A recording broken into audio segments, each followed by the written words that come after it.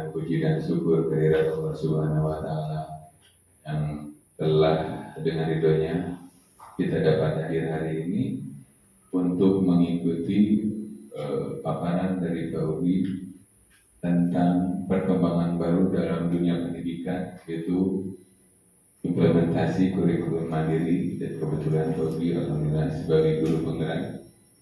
Tidak lupa sholawat dan salam semoga tetap terlimpah curah di junjungan Nabi kita, Nabi Allah Muhammad Sallallahu Alaihi Wasallam. Bapak Ibu yang saya hormati, dalam kesempatan ini kita sangat berbahagia akan mendapatkan informasi terbaru mengenai sekolah penggerak atau guru penggerak yang nanti akan disampaikan oleh Pak Ubi. Dan saya berharap kita dapat berusaha untuk mewujudkan apa yang disampaikan dari Pak Ubi itu, yang merupakan informasi terbaru bagi sekolah kita, dan untuk bisa menuju lebih baik lagi dalam pembelajaran, terutama memotivasi siswa kita tanpa hukuman ataupun tanpa adanya suatu reward atau penghargaan. Demikian yang bisa saya sampaikan. Semoga kita dapat mengikutinya dan dapat melaksanakannya. Akhirul lisan, wassalamualaikum warahmatullahi wabarakatuh.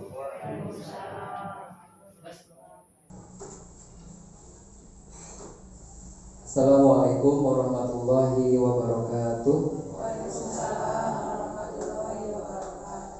Innal hamdalillah nahmaduhu wa nasta'inuhu wa nastaghfiruh wa asyhadu anna Muhammadan abduhu wa rasuluh. Bapak dan Ibu yang berbahagia, Bapak guru sekalian di sini. Sebelum kita memulai pemaparan terkait dengan budaya positif Bapak dan Ibu, untuk mencairkan suasana, saya punya sebuah ice breaking. Nanti Bapak dan Ibu boleh mengikuti dengan sebaik-baiknya apa yang akan saya sampaikan. Sebelumnya saya mohon izin kepada semuanya, saya berada di depan ini tidak untuk menggurui atau tidak untuk menjadi seseorang yang ingin dibanggakan seperti itu, tapi ini merupakan sharing terkait ilmu pengetahuan yang saya sudah dapat terlebih dahulu, mungkin seperti itu. Adapun nanti Bapak dan Ibu yang sudah mengetahui informasi ini, mohon sang guru seilmu tidak mengganggu gitu ya. Mohon nanti kerjasamanya untuk mengikuti aksi nyata ini. Boleh Bapak dan Ibu kita berdiri, atau kata kunci atau aturannya adalah ketika adalah kata-kata saya, ketika saya bilang satu tangan berarti lakukan apa yang saya perintahkan, apa yang saya minta. Adapun di luar perintah itu maka jangan dilakukan, ya. Ingat clue-nya apa tadi? Satu tangan, ya. Bisa dicoba? Iya, tepuk tangan dulu untuk kita semuanya. Siap, tangan di atas Bapak dan Ibu sekalian. Satu tangan di telinga. Pinter. Satu tangan di kepala. Satu tangan di kuping. Satu tangan di pundak. Satu tangan di hidung. Di kepala. Nah, Ibu Bapak kurang konsentrasi. Karena tadi clue-nya apa? Satu tangan. Saya perintahkan barusan apa? Di kepala saja. Tidak ada satu tangannya kan tadi? Tidak diawali dengan satu tangan. Jadi clue-nya ketika saya bilang satu tangan berarti perintah saya laksanakan. Adapun di luar itu jangan dilaksanakan, gitu ya. Paham? Siap. Sekali lagi. Satu tangan di dada, satu tangan di dagu, di telinga. Iya, balik sama. Iya. Karena tadi tidak diawali dengan satu tangan. Ya, terima kasih tepuk tangan untuk kita semua. Iya. Ya, kita boleh lanjutkan Bapak dan Ibu sekalian. Ya, kita lanjutkan ya terkait dengan aksi nyata modul 1.4 A10 terkait dengan budaya positif. Ya, budaya positif. Ketika mendengar tentang budaya positif, kira-kira yang ada di benak Bapak dan Ibu sekalian itu apa kira-kira? Budaya itu apa sih, gitu ya? Nah, budaya itu adalah sebuah kebiasaan, perilaku yang disepakati oleh sekelompok atau seseorang di sebuah lingkungan. Jadi perilaku yang disepakati, yang umum dilakukan, ya, di sebuah lingkungan. Nah, kalau kita cakupannya adalah sekolah dasar, maka budaya itu adalah perilaku, segala perbuatan yang kita yakini. Nah, sekarang positif, berarti positif itu adalah nilai kebaikan. Jadi kalau budaya positif itu berarti sebuah perilaku, kebiasaan yang tumbuh, yang berkembang di tempat kita dengan baik, yang baik-baiknya, gitu ya. Nah, itu budaya positif. Nah, budaya positif itu harus dikembangkan di cakupan terkecil terlebih dahulu, yaitu di kelas kita. Nah, nanti kalau satu orang guru melakukan budaya positif, kemudian dua guru melakukan budaya positif, dan satu sekolah melakukan budaya positif, maka di situ akan terjadi sebuah kedisiplinan, disiplin positif, sehingga kita tidak akan repot-repot lagi harus buat peraturan dengan hukuman-hukuman yang diberitakan kepada anak-anak, gitu ya. Karena kita sudah terbentuk budaya positif, dan budaya positif itu datangnya dari dalam diri, tidak dipaksa, tidak ada ancaman, gitu ya. Itu sudah berdasar kesadaran diri. Nah, itu gambaran umum terkait dengan budaya positif yang akan kita bahas pada hari ini. Kita lanjutkan. Adapun yang melatar belakangi kenapa saya berdiri di sini untuk menyampaikan terkait dengan budaya positif ini, yang pertama karena tagihan di LMS, saya harus membuat sebuah aksi nyata menyampaikan apa yang sudah saya pelajari kepada rekan sejawat yang ada di satuan pendidikan, gitu ya. Nah, suasana positif sangat mendukung dalam menciptakan pembelajaran, bukan pembelajaran yang kita hadirkan pada hari itu. Kemudian tetapi suatu kebutuhan. Jadi kalau kebutuhan, mereka akan dengan sadar melakukannya. Beda dengan pembelajaran yang dilakukan dengan beban, gitu ya, akan sangat terpaksa, akan sangat berat dijalaninya. Nah, suasana positif juga akan membantu menggerakkan moral yang positif bagi murid, sehingga karakter murid tidak hanya terbentuk dari akademiknya saja, melainkan juga dari lingkungan yang ada. Nah, itu latar belakang kenapa harus ada budaya positif di sekolah. Kemudian apa sih pengertian dari budaya positif itu, gitu ya? Budaya positif di sini adalah nilai-nilai, keyakinan-keyakinan, dan kebiasaan-kebiasaan di sekolah yang berpihak pada murid agar murid dapat berkembang menjadi pribadi yang kritis, penuh hormat, dan bertanggung jawab. Nah, kalau bagaimana kertas, gitu ya, yang masih polos, yang masih putih, dan zamannya itu hidupnya itu sesuai dengan zaman sekarang. Kalau sekarang zamannya IT, yang mereka harus mengikuti perkembangan yang ada, gitu ya, pandai dalam IT, dalam pengetahuan dan teknologi. Nah, sebelum kita berlanjut ke materi selanjutnya, Bapak dan Ibu sekalian, kita ada sebuah peragaan mengenai cobalah buka. Nah, peraturannya seperti ini. Bapak dan Ibu sudah berpasangan duduknya. Kemudian nanti ada yang berperan sebagai A, memegang nanti paperclip yang saya bagikan tadi. Kemudian ada juga yang berperan sebagai B. Nah, nanti akan gantian. Yang A-nya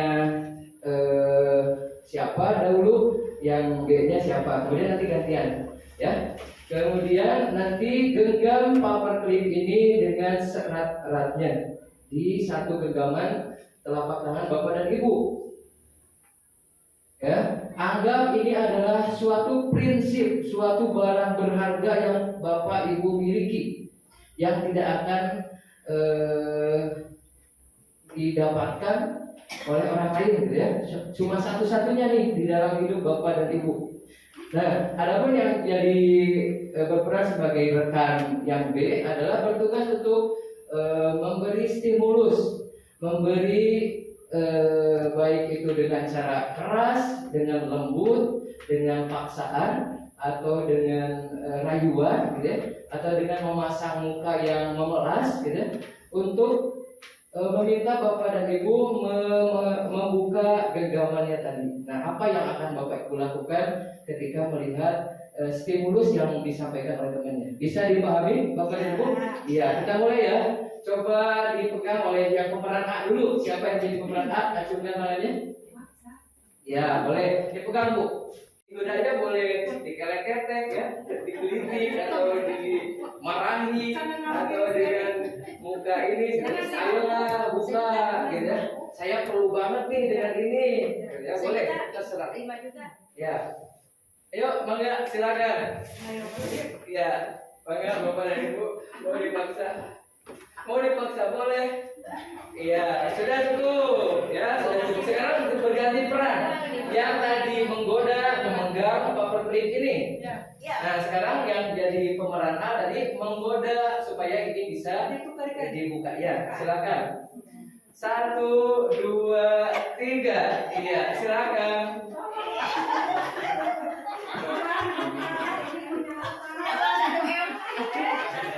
Iya. Cukup Bapak dan Ibu, terima kasih. Cukup ya. Boleh tahu tadi ada yang membuka atau tidak? Tidak. Ada yang membuka? Ada. Ya.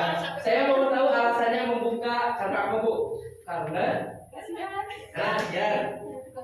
Apa karena apa Bu? Oh, karena uang. Ibu membukanya karena uang. Ada iming-iming uang 1 miliar, gitu ya. Ada yang tidak buka tadi? Ada. Kenapa tidak buka Bu? Karena rahasia. Karena rahasia sekali, betul. Karena ini adalah benda paling berharga, gitu ya. Ya, boleh saja. Saya tidak menyalahkan dan membenarkan yang membuka ataupun yang tidak membuka. Nah, inti dari permainan atau kegiatan yang barusan kita lakukan adalah bahwa kontrol itu ada di si pemegang paper clip ini, pemegang benda berharga ini, ya. Disiplin positif merupakan suatu cara penerapan disiplin tanpa kekerasan. Kalau pada umumnya di negeri seberang sana, ketika mau menerapkan sebuah kedisiplinan itu harus dengan marah-marah, gitu ya, dengan melotot, dengan nunjuk-nunjuk, gitu ya, atau bahkan ada yang banting meja, gitu ya. Nah, itu merupakan sebuah tindakan yang bertentangan dengan disiplin positif yang akan kita bahas. Dan ancaman yang dalam praktiknya melibatkan komunikasi tentang perilaku yang efektif antara guru dan murid. Nah, kemudian untuk menghindari hal seperti ini, ada kekerasan dan ancaman itu, bagaimana dong solusinya, gitu ya, untuk menciptakan sebuah disiplin positif. Nanti akan kita bahas di materi berikutnya. Yang kedua, dalam penerapan disiplin positif ini, murid diajarkan untuk memahami konsekuensi dari perilaku mereka. Jadi ketika saya melakukan pelanggaran, maka konsekuensinya apa? Ketika saya melakukan sebuah kebaikan, maka konsekuensinya apa? Nanti disepakati oleh guru dan murid, sehingga tanpa adanya peraturan pun mereka sudah dapat melakukan dengan sendirinya, karena tadi punya kontrol di dalam diri, yaitu berupa disiplin positif, ya. Selain itu, disiplin positif juga mengajarkan mengajarkan murid tanggung jawab serta rasa hormat dalam berinteraksi dengan lingkungannya. Masalah kebersihan, masalah hormat kepada guru, tidak perlu nanti ada aturan yang harus disertai dengan hukuman. Nah, kalau sudah disiplin positif ini tercipta di lingkungan kita, di sekolah kita, ya. Jadi disiplin positif merupakan salah satu cara penerapan disiplin yang bertujuan untuk menumbuhkan kesadaran serta memberdayakan murid untuk melakukan sesuatu tanpa sogokan. Kan biasanya nih Bapak kasih hadiah nih, nanti kalau yang mengerjakan dengan benar, dengan cepat, hadiahnya apa Pak? Bintang misalkan, gitu ya. Itu kan sebuah ini sogokan sebetulnya gitu ya. Kemudian ancaman, awas kalau kamu nanti tidak mengumpulkan, kamu keliling lapangan 2 kali misalkan gitu ya. Itu juga sebuah ancaman. Nah, hukuman, karena kamu tidak mengajarkan nih, besok kamu sebelum masuk harus membersihkan kelas ini sendiri beserta WC gitu ya. Nah, itu hukuman yang diberikan oleh si penghukum gitu ya. Nah, kalau disiplin positif ini nanti sudah terbentuk, maka tidak perlu lagi kita melakukan hal-hal seperti itu. Konsepsi adalah sebuah kesalahan pemikiran, ya. Karena tadi sudah dipraktekkan bahwa yang memegang kontrol itu adalah diri kita sendiri. Tidak bisa mentang-mentang kita sebagai seorang guru, kemudian kita bisa seenaknya saja memperlakukan keinginan kita kepada murid, gitu ya. Nah, itu ilusi bahwa guru mengontrol murid. Itu adalah sebuah kesalahan dalam pemahaman. Kemudian ilusi bahwa semua penguatan positif efektif dan bermanfaat. Bagus, gitu ya, hebat. Kemudian wah kamu sangat luar biasa. Nah, itu juga sebuah penguatan yang baik kalau kita pandang secara sepintas, gitu ya. Tapi itu juga merupakan sebuah kesalahan pemahaman dalam melakukan kontrol, gitu ya. Karena ketika mereka tidak diberi pujian, mereka tidak akan mau melakukan apa yang kita perintahkan, gitu ya.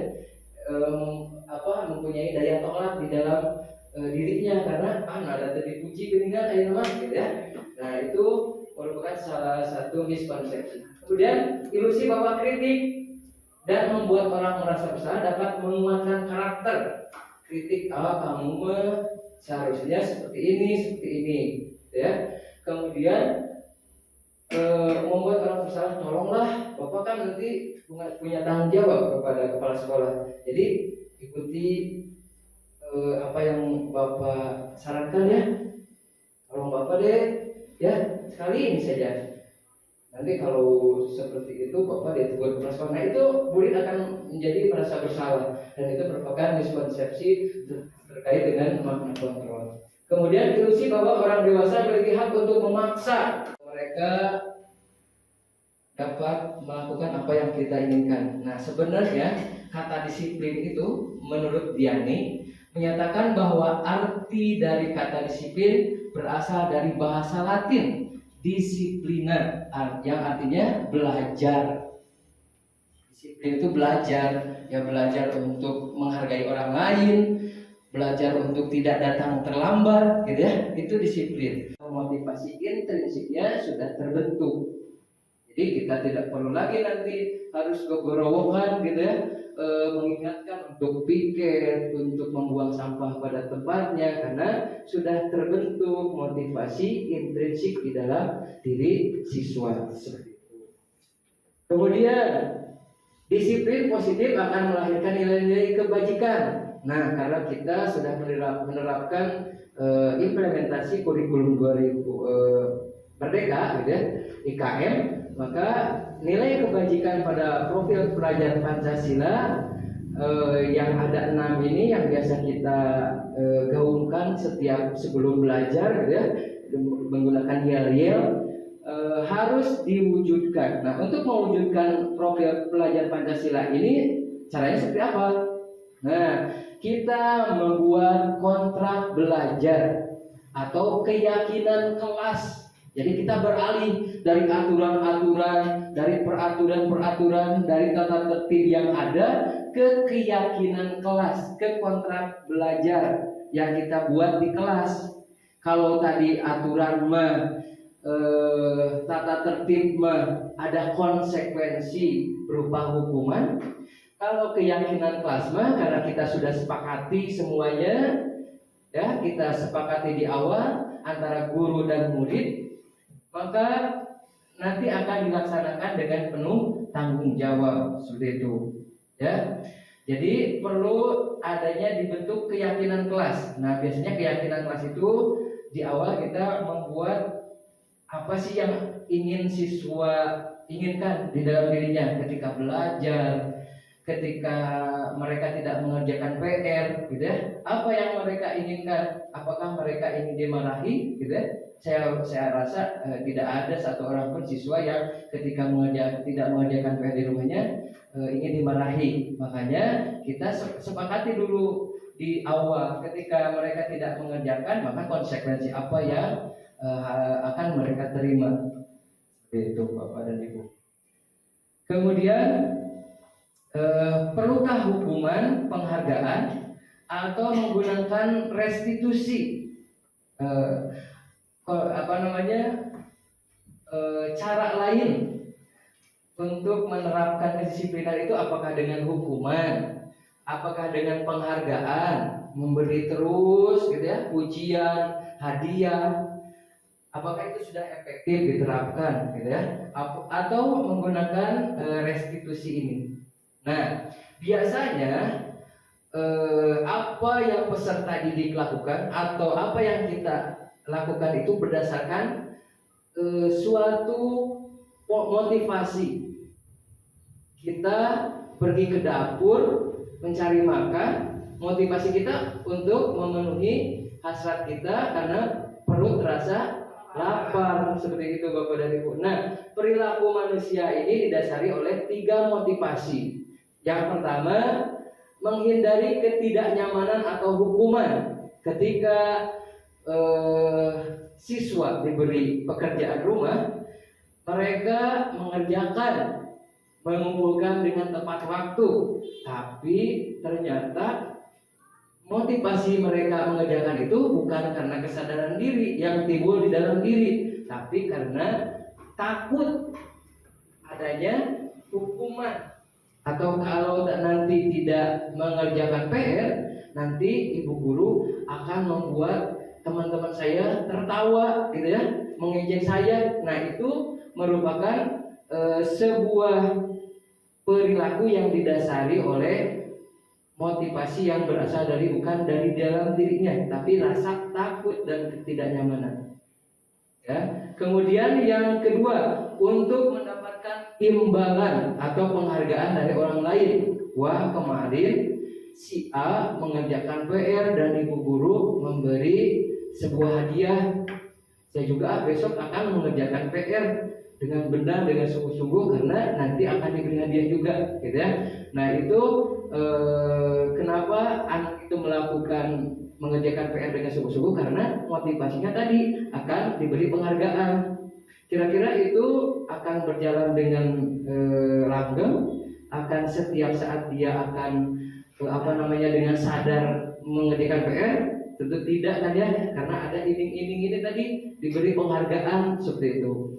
Kemudian untuk menjadi orang yang mereka inginkan. Jadi inginnya saya itu seperti apa, nanti pada akhirnya akan seperti apa. Nah, nanti dibuat dulu kesepakatan atau keyakinan kelas yang tadi dibuat di tempel, gitu ya. Nah, itulah pengganti peraturan yang ada di kelas. Inginnya seperti apa ketika belajar? Ketika saya tidak mengerjakan PR, saya tidak ingin dimarahi, tapi saya cuma ingin diingatkan saja. Insya Allah besoknya tidak akan mengulangi lagi, gitu ya. Kemudian menghargai diri sendiri. Nah, dengan kita mengerjakan apa yang diperintahkan, berarti secara otomatis kita telah menghargai usaha kita, diri sendiri, gitu ya. Kemudian nilai-nilai yang mereka percaya dari kesepakatan yang dibuat di awal tadi, keyakinan kelas tadi. Nah, itu kan mereka nanti nilai yang dipercaya kelas itu adalah misalkan datang tepat waktu. Oh, berarti itu keyakinan kelasnya adalah menghargai orang lain misalkan, karena dengan kita datang terlambat maka orang lain akan terganggu, seperti itu ya. Nah, ketika kita memberi penghargaan secara terus-menerus, ternyata itu kurang baik juga Bapak dan Ibu, ya. Selain kita bosan mungkin memberikannya, atau kalau bentuknya materi, kita kadang-kadang tidak ada materi itu, gitu ya. Misalkan permen, suatu waktu kita tidak punya permen, maka penghargaan apa yang akan diberikan, gitu ya. Nah, dihukum oleh penghargaan ini, pengaruh jangka pendek dan jangka panjangnya seperti apa? Nah, ketika anak-anak diberi penghargaan, dia dengan semangat, dengan giatnya, aktif juga untuk menumbuhkan sikap disiplin positif pada diri anak. ya. Kemudian penghargaan tidak efektif. Tadi kalau misalkan diberi penghargaan baru mau mengerjakan, kalau tidak diberi ogah-ogahan gitu ya, nggak mau. Nah, ternyata tidak efektif juga, gitu ya. Kemudian penghargaan merusak hubungan. Si A, kita terus beri penghargaan nih, kamu karena paling cepat mengerjakan dengan benar, Bapak beri, besoknya beri lagi. Ternyata yang teman sebelahnya yang duduk bersebelahan, dia tidak pernah mendapatkan. Ya, apa yang terjadi kira-kira dengan teman yang sebelahnya? Dia merasa iri, sehingga dengan rasa iri tersebut dia benci kepada temannya, tidak mau berteman lagi dengan teman sebelahnya. Nah, itu akan merusak hubungan dengan adanya penghargaan itu tadi, gitu ya. Kemudian penghargaan menghukum. Nah, dengan orang lain melihat diberi terus penghargaan, ya, mendapat hadiah terus, kita tidak, nah, nyali kita atau perasaan kita akan ciut, ibu bapak ya, akan merasa dikucilkan, akan merasa tidak mampu, akan merasa bodoh sendiri, gitu ya, karena orang lain mendapat, ternyata kita tidak. Nah, dengan adanya kejadian seperti itu, berarti penghargaan itu menghukum anak yang tidak dapat penghargaan, ya. Tadi ketika kita mengiming-imingi penghargaan, maka motivasi dari dalamnya kurang, karena yang dipikirkan adalah bagaimana cara saya untuk mendapat penghargaan, gitu, ya. Kemudian berikutnya restitusi. Nah, ini adalah hal yang baru bagi saya mengenai istilah restitusi. Mungkin Bapak dan Ibu mah sudah duluan tahu, gitu ya, terkait dengan restitusi ini. Apa sih restitusi itu, gitu ya?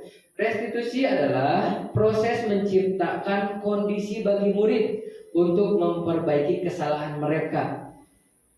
Mereka berbuat salah nih. Bagaimana supaya mereka tidak mengulangi kesalahan mereka? Nah, kita selesaikan dengan restitusi, sehingga mereka bisa kembali pada kelompok mereka ketika tidak mengerjakan PR. Mereka mengaku bersalah, kemudian mereka kembali ke kelompok itu tanpa suatu perasaan yang membuat mereka tidak nyaman, gitu ya. Jadi mereka kembali ke kelompoknya biasa-biasa saja, meskipun tidak mengerjakan PR, dengan catatan ketika direstitusi mereka sudah mempunyai kepemahaman bahwa kedepannya saya tidak akan mengulangi perbuatan seperti itu lagi, gitu ya. Dengan karakter yang lebih kuat. Nah, dengan dibekali dengan restitusi ini, maka keyakinan di dalam dirinya akan lebih kuat. Dengan tidak mengerjakan PR, maka yang saya dapatkan adalah ini, konsekuensinya ini dan ini, gitu ya. Kemudian restitusi juga diartikan bahwa proses kolaboratif, kerjasama yang mengajarkan murid untuk mencari solusi. Ya, ketika kita mendapati anak membuang sampah sembarangan, maka anak itu digiring untuk membuat sebuah jalan keluar. Apa yang terbaik kira-kira yang bisa dilakukan supaya mereka tidak melakukan membuang sampah sembarangan.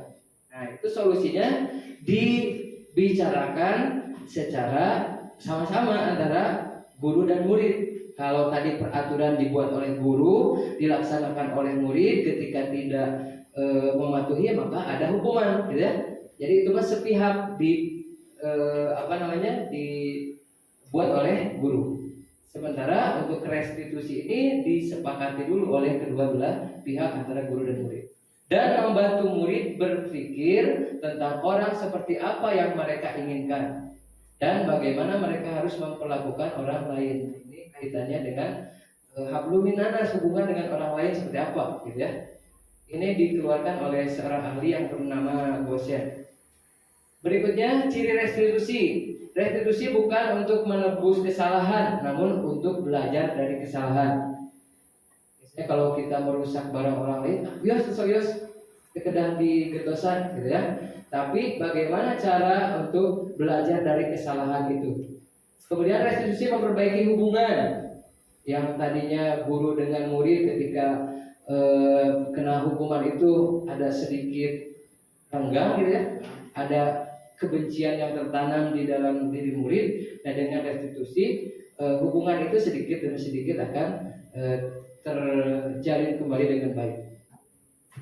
Restitusi tawaran bukan paksaan ya, menuntun untuk melihat ke dalam diri atau self reminder. Jadi melihat diri dulu, mencari kebutuhan dasar yang mendasari tindakan kunaon.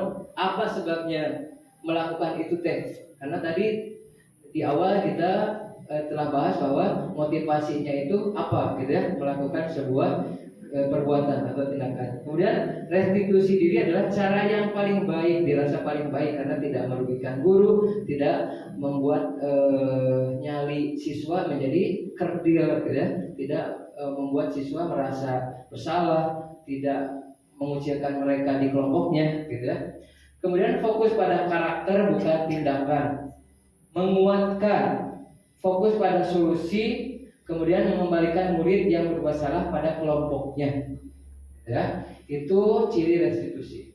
Kemudian keyakinan kelas. Nah untuk membuat sebuah restitusi, melakukan sebuah restitusi, maka kita harus membuat keyakinan kelas dulu. Ini ada contoh keyakinan kelas 1. Setiap anggota kelas perlu belajar ya. Nah kalau perlu belajar berarti suasana belajarnya harus nyaman ya. Guru harus bisa mendampingi mereka ketika mereka belajar, memfasilitasi ke kurang pahaman mereka ketika di dalam kelas gitu ya. Itu adalah setiap anggota kelas perlu belajar. Kemudian setiap anggota kelas perlu senang. Nah ketika pembelajaran itu Bapak dan Ibu guru menyampaikannya dengan gembira gitu ya, dengan senyuman, tanpa ototan, tanpa bentakan gitu ya, tanpa banting meja misalkan kalau ada yang seperti itu. Nah tapi kita sepakat dulu di awal bahwa anggota kelas perlu senang. Jadi belajar itu perlu senang dulu, baru nanti akan tercipta suasana yang kondusif. Itu beberapa contoh keyakinan kelas yang dibuat di kelas 1. Berarti kelas 1 juga sudah bisa menerapkan keyakinan kelas. Ini ada kelas 5, selalu bersikap positif.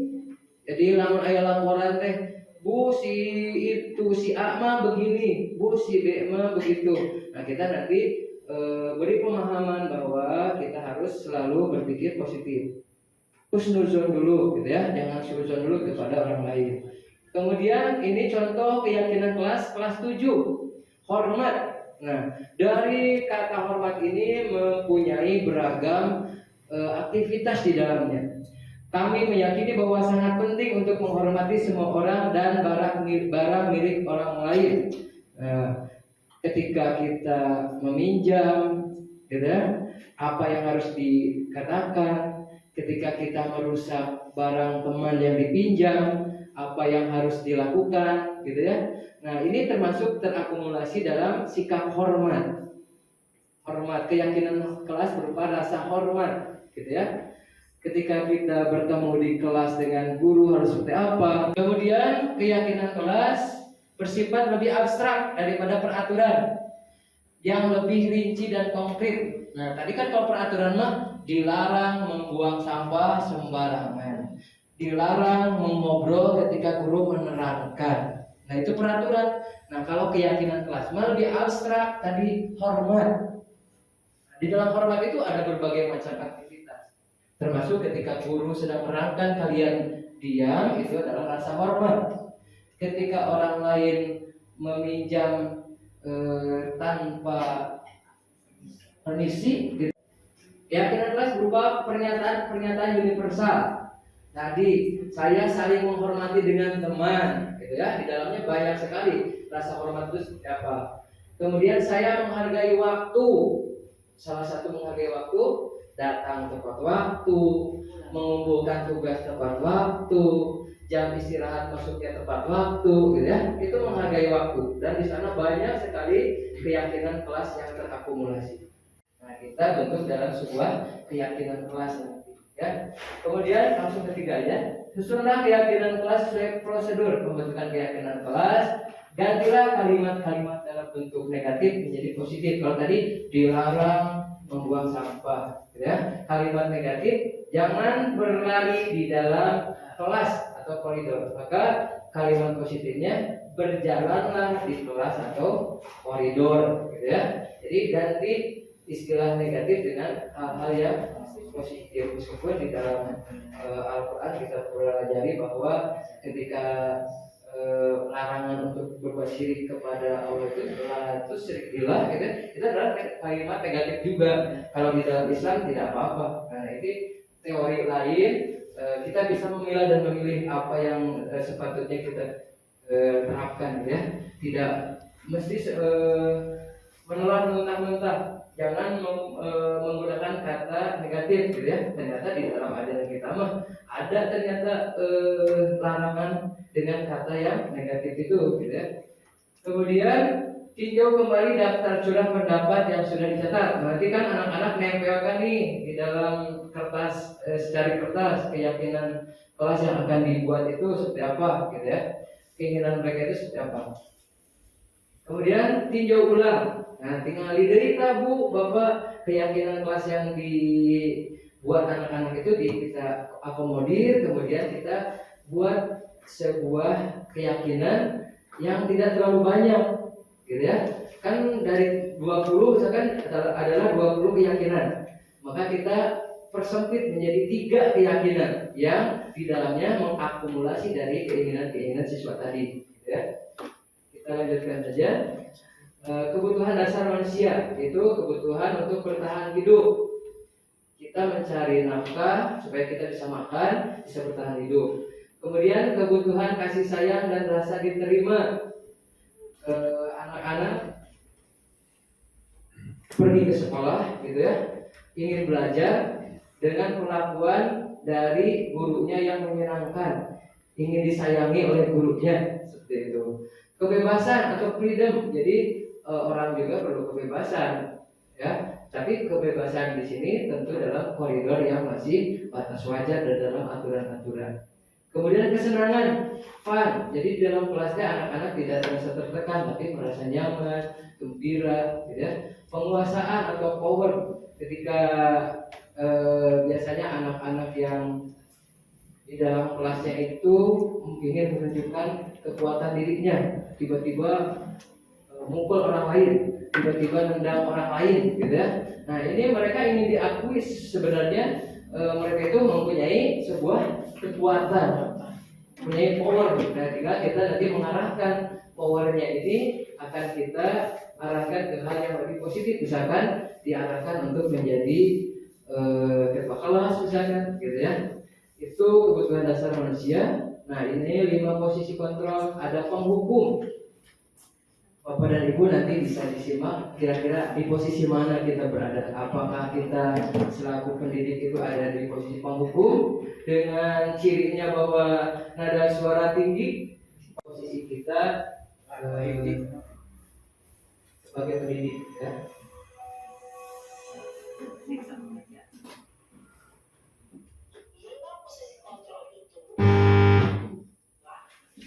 Satu, posisi penghukum.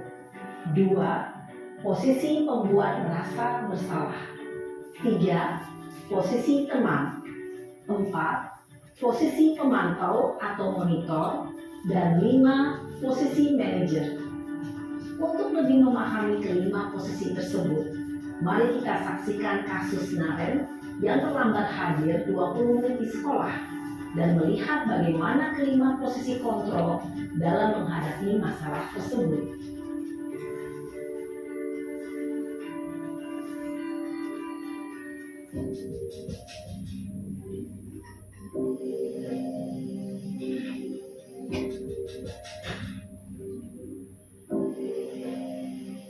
Naren, sini kamu. Selamat pagi, Bu. Selalu terlambat. Bu, saya Apa? Apa coba? Alasan kamu apa lagi? eh, Kapan sih kamu tidak terlambat? Malas sekali ya kamu jadi anak. saya Dasar pemalas. Gak kapok-kapok sih kamu. Sudah berapa kali terlambat? Sana, kamu keliling lapangan basket 2 kali. kenapa saya harus ke lapangan basket, Bu? Kenapa? Kamu melawan ibu. Berani-beraninya jawab. Sudah terlambat, masih berani jawab pula. Sekarang, keliling lapangan basket 5 kali sekalian. Biar kapok. Cepat. Pergi sana ke lapangan basket. Nah, itu adalah posisi penghukum Bapak dan Ibu ya. Bicara Kita dengan sebagai nada posisi tinggi, penghukum. menghardik, menunjuk-nunjuk, menyakiti, dan menyindir. Hukuman bisa berupa fisik maupun psikis. Ibu dan bapak guru hebat. Dampak yang terjadi pada murid ketika guru berada pada posisi penghukum adalah murid cenderung akan memberontak, bahkan menyimpan dendam.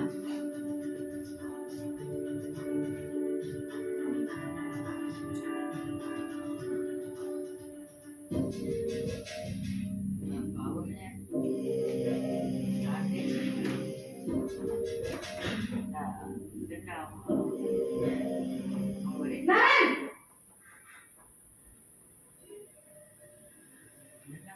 Selamat pagi, Bu. Naren!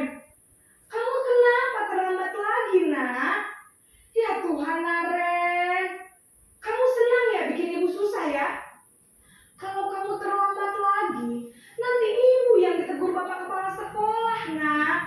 Disangka ibu tidak bisa membina kamu. Duh, gimana ini? Maaf, Bu. Duh, Gusti Naren. Kamu suka ya kalau ibu ditegur bapak kepala sekolah? Terus, sekarang ibu harus tulis apa ini di buku absen? Ini kamu sudah sering terlambat loh. Ibu harus apa coba? Maaf, Bu. Maaf sekali. Ya sudah, lain kali jangan bikin ibu susah lagi ya nak ya. Ibu tidak akan kuat lagi kalau kamu begini terus. Bisa jantungan kalau ibu tegur bapak kepala sekolah. Sana cepat ke kelas. Maaf ya, Bu. Maaf sekali. Nah, ini posisi kita sebagai orang yang Posisi membuat rasa bersalah, membuat rasa berbicara bersalah, dengan Bapak nada Ibu ya. tenang, cenderung lembut. Namun kata-kata yang diutarakan membuat murid merasa menjadi orang yang gagal, memandang buruk dirinya sendiri, merasa tidak berharga, dan tidak sanggup membahagiakan orang lain. Ketika guru mengambil posisi pembuat rasa bersalah, murid akan menganggap dirinya yang bersalah dan ia akan menyimpan emosi negatif tersebut di dalam dirinya.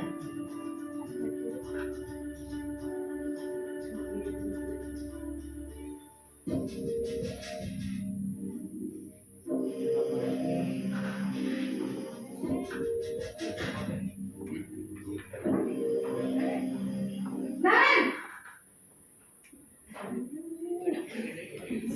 Selamat pagi, Bu. Wah, sudah jam berapa ini nak? Terlambat lagi ya sayang. Iya, Bu. Habis ibu saya belum bangunkan saya, Bu. Kamu malah menyalahkan ibu kamu. Kamu bukannya anak yang larinya paling kencang. Kok terlambat sih? Iya, Bu. Saya memang terlambat bangun tadi. Jadi, biarpun saya lari kencang, tetap gak kekejar, Bu. Ya sudah sana. Nanti lain kali larinya lebih kencang lagi ya. Biar gak terlambat lagi. Bikin seneng ibu. Demi ibu. Bisa kan? Bisa lah, Bu. Ya sudah sana masuk kelas. Ibu beresin urusan absen kamu. Kamu ini ada-ada saja. Ini sebagai teman posisi Dalam kita. posisi teman, guru berbicara dengan nada suara ramah, akrab, cenderung bersenda gurau untuk menjaga suasana tetap santai. Murid akan merasa senang, aman, dan akrab dengan guru. Identitas yang tercipta adalah identitas sukses atau berhasil. Namun, perlu diingat, karena ini masih dorongan eksternal, maka ada faktor ketergantungan dari murid kepada orang tertentu. Di sini, guru absennya, sehingga di lain waktu, murid bisa berperilaku baik, namun hanya kepada orang-orang tertentu saja.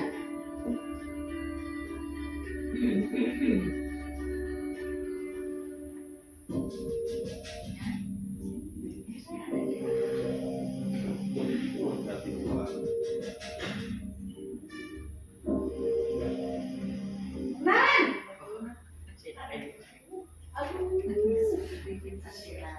Selamat pagi Bu. Naren, apa peraturan sekolah kita tentang jam berapa kita harus masuk sekolah, nak?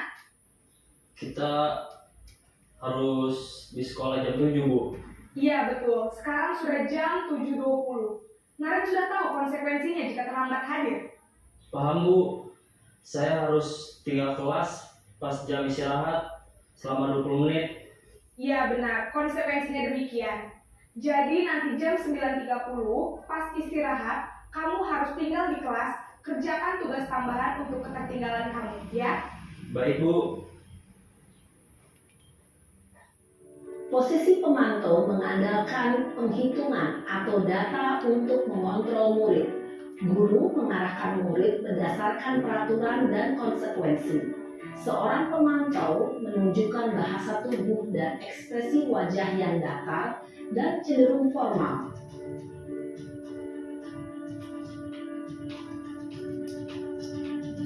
Nah, ini posisi manajer Bapak dan Ibu. Ini dianggap paling ideal kita lakukan untuk mengatasi pelanggaran yang dilakukan oleh siswa. Naren!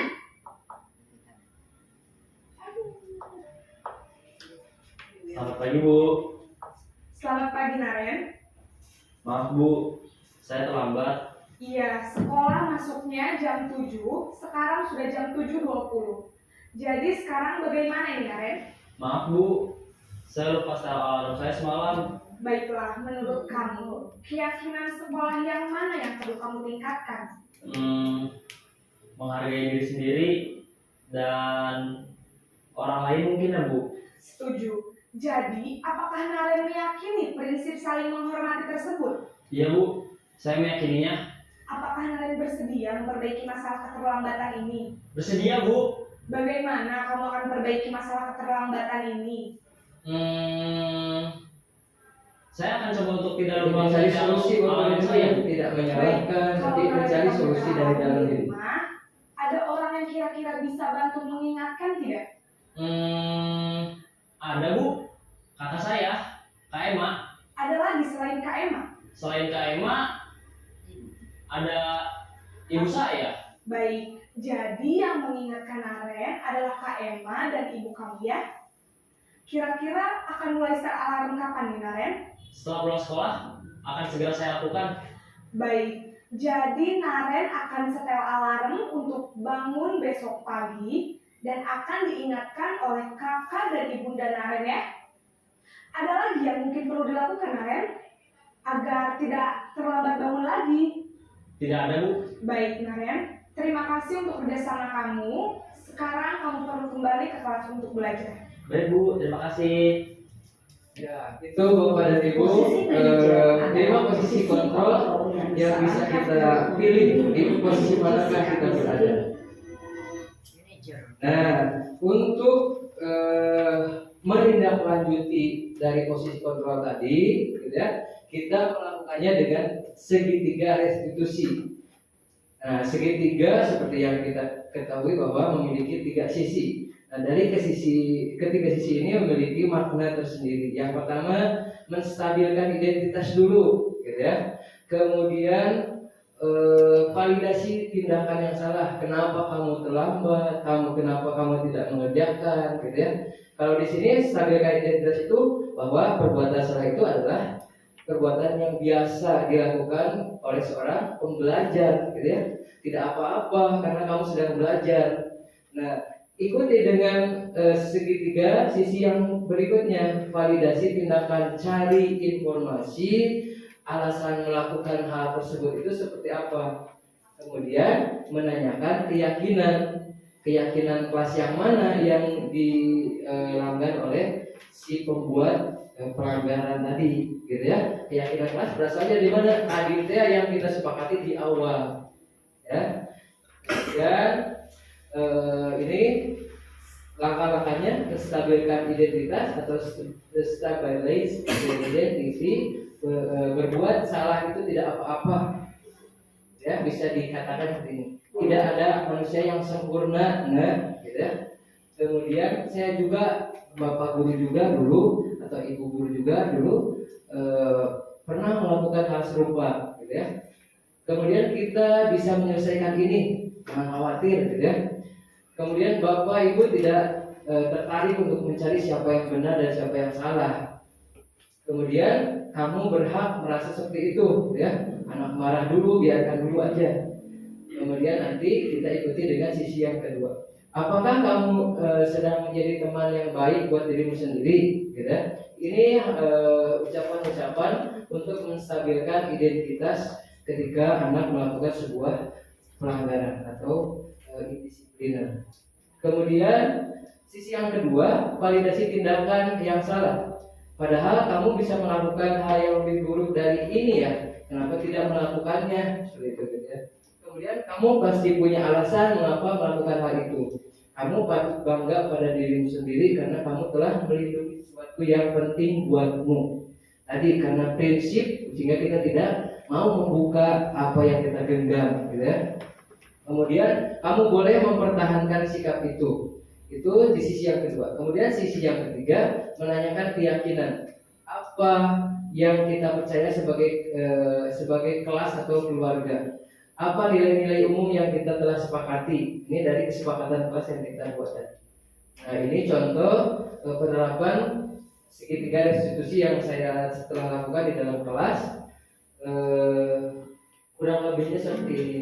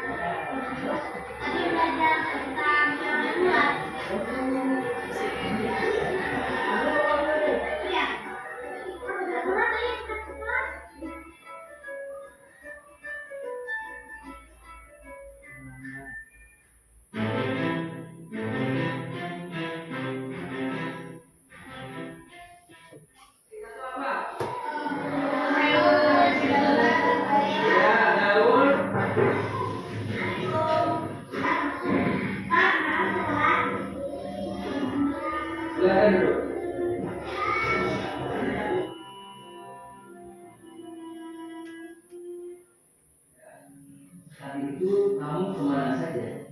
Tadi saya habis dari kantin. Tahapannya Bapak dan Ibu sekalian, ya, ada menstabilkan identitas, Ya tahu Pak. kemudian ada menanyakan keyakinan, gitu ya. Jadi setelah melakukan pelanggaran, siswa itu ditindak melalui segitiga restitusi ini dan tidak guru. Jadi kalau dia tadi masuk kelas jam 9.45, itu artinya dia telat. Apakah itu salah tidak? Nah, Dia berapa menit belajar? saat 15 Kalau seperti itu berarti kamu melanggar atau tidak? melanggar. Sekali lagi Bapak tanya, apakah itu perbuatan salah atau tidak? Salah. Ya, itu perbuatan salah. Tapi kamu pasti tahu semua orang pasti pernah melakukan salah. Sebagai tahapan stabilkan identitas, setiap anak Adam pasti berbuat salah. Dan sebaik-baik orang yang berbuat salah adalah orang yang bertaubat. Semua permasalahan itu pasti ada jalan keluarnya. Iya Pak, nanti. Sekarang Pak Guru mau tanya lagi. Tadi kamu terlambatnya di tahapan sisi yang kedua, Tadi saya validasi tindakan. Jadi adik saya di kelas 6B Pak, jadi saya benar-benar lupa tidak memperhatikan bel. Sekarang Dea, coba ingat-ingat lagi. Coba bayangkan keyakinan kelas kita yang dahulu kita sepakati. Nah, ini menanyakan keyakinan kelas yang kita inginkan itu kelas yang seperti apa? Salah satunya kan saling menghormati dan menyayangi. Kita dikatakan menghormati itu kan tidak membuat, karena saya lihat teks waktu apa ini, jadi agak kurang fokus ke kamera. Bapak Rio terbagi-bagi presentasinya. Kan dahulu pernah bercerita kepada Pak Guru bahwa dia itu katanya mau jadi guru kan, mau membahagiakan orang tua kan. Orang yang sukses itu dimulai dari hal-hal yang kecil seperti disiplin, jujur, mandiri, dan bertanggung jawab. Ya. Ya. Jadi disiplin salah satunya dengan cara mengatur waktu dan tidak merugikan orang lain. Ya Pak, saya akan berusaha memperbaiki diri agar tidak lalai, selalu disiplin, bertanggung Jadi jawab, menciptakan dan motivasi menghargai intrinsik waktu. ya supaya Terima kasih, anak Pak, atas mempunyai keinginan dalam diri untuk tidak melakukan. Baiklah ya, Pak Guru yakin kamu dapat lebih baik lagi dari sebelumnya. Lebih disiplin, lebih bertanggung jawab, ya. Ya Pak, baik, terima kasih. Ya, seperti itu Ibu, Bapak contoh penerapan segitiga institusi yang ada di sekolah gitu ya. Nah, dengan berakhirnya video tersebut maka uraian yang bisa saya sampaikan tadi seperti itu ya. Mudah-mudahan ada guna manfaat yang bisa ambil dari modul 1-4 yang dibahas di pembelajaran calon guru penggerak Kabupaten Sumedang angkatan kelima. Itu. Sebelum kita akhiri Bapak Ibu sekalian yang saya hormati, mungkin ada yang perlu dikomunikasikan atau kita sharingkan, silakan. Kalau tidak ada pun tidak mengapa. Mudah-mudahan bisa dipahami semuanya. Ya, kita bisa mendapatkan pelajaran apa yang kita pelajari hari ini. Ada Bapak Ibu? Silakan Ibu Wiwin, mangga Bu. Ini kan kenalan dulu ya. Iya, mangga Bu. Assalamualaikum warahmatullahi wabarakatuh. Waalaikumsalam. Mungkin saya melihat dari pemaparan tadi ya tentang dari pemerintah Jakarta Silat, terus tentang ini ya budaya positif di kalangan pelajar. Mungkin kita sekolah dasar yang mungkin bagi anak kelas 1 sangatlah apa ya, kita mendidik atau membimbing si peserta didik itu memang dari awal mungkin Pak ya. Nah, dari menerapkan disiplin yang mungkin memang kelas 1 mah anak-anak kan masih pada manja ya, jadi perlu bimbingan yang benar-benar ekstra gitu. Dari intrinsik mungkin motivasinya tidak hanya dari guru, mungkin dari orang tua, terus dari anaknya sendiri. Seperti apa sih solusinya supaya bisa merubah anak-anak yang memiliki karakter yang seperti pelajar Pancasila itu apa ya, terus mungkin isomna teh kieu deui we nya kudu kumaha gitu sebetulnya. Nah, mungkin itu Pak saya mencari solusi terbaik seperti apa gitu. Ya, terima kasih atas pertanyaannya Bapak dan Ibu. Saya izin menjawabnya.